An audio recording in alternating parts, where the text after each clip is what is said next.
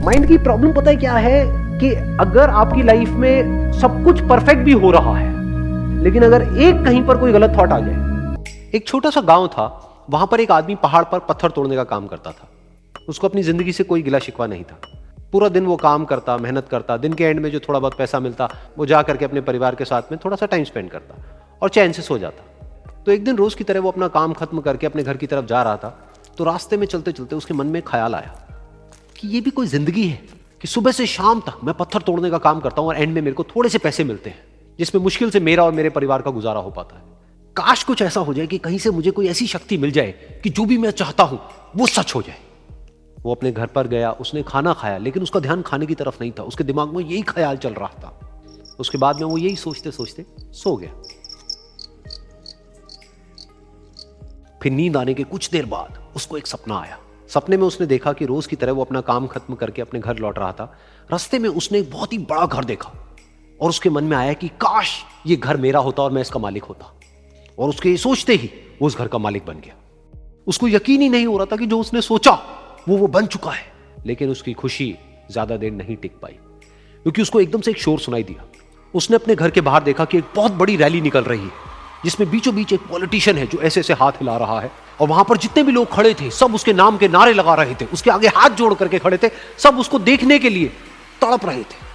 तब उसको यह एहसास हुआ कि मैं कितना छोटा हूं उसके आगे। और फिर उसके अंदर से एक ख्याल उठा कि काश मैं ये पॉलिटिशियन होता और मेरे पास भी इतनी ही पावर होती जितनी कि इसके पास में है। बस उसका इतना सा सोचने की देर थी, वो पॉलिटिशियन बन गया। उसकी खुशी का ठिकाना नहीं था, क्योंकि उसके आसपास में हजारों लोगों की भीड़ थी और सब उसको देखने के लिए तरस रहे थे, तड़प रहे थे। लेकिन उसकी ये खुशी भी ज्यादा देर नहीं टिक पाई। धूप बहुत ही तेज थी और उस पॉलिटिशियन को आदत नहीं थी इतनी गर्मी में रहने की। तो उस धूप की वजह से उसको चक्कर आ गए और वो बेहोश होकर के गिर गया। फिर उसको एहसास हुआ कि ये पॉलिटिशियन सबसे ताकतवर नहीं है, ये जो सूरज है ये सबसे ताकतवर है। और उसके मन में आया कि काश मैं ये सूरज बन जाऊं तो मेरे आगे कोई नहीं टिक पाएगा। और उसका इतना सा सोचने की देर थी और वो सूरज बन गया।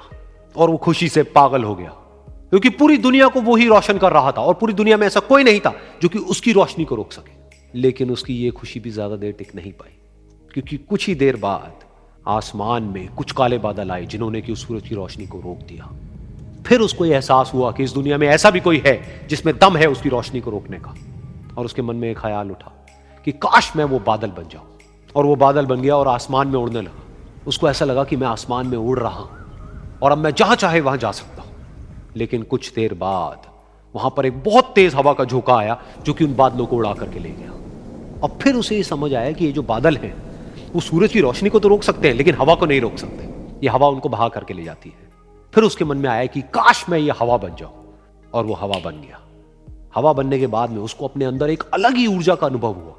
वो चाहे तो आराम से बहता और चाहे तो आंधी बन करके, तूफान बन करके, जिसको भी चाहे उड़ा करके ले जाता। उसको ये विश्वास होने ही लगा था कि इस दुनिया में सबसे ज्यादा शक्तिशाली मैं हूं। लेकिन तभी उसके सामने आया एक पहाड़। उसने अपनी पूरी ताकत लगा दी, लेकिन उस पहाड़ को वो इतना सा भी नहीं हिला पाया। तब उसको यह एहसास हुआ कि इस दुनिया में कोई है जो हवा से भी ज्यादा शक्तिशाली है, जिसमें दम है उस हवा को रोकने का। फिर उसके मन में आया कि काश मैं ये पहाड़ होता। और वो पहाड़ बन गया। लेकिन हर बार की तरह इस बार भी उसकी खुशी ज्यादा देर तक नहीं टिक पाई। उसको एक जानी पहचानी सी आवाज सुनाई दी और साथ ही साथ उसको दर्द होने लगा, जैसे कि कोई है जो उसको तोड़ रहा है, उसको मार रहा है।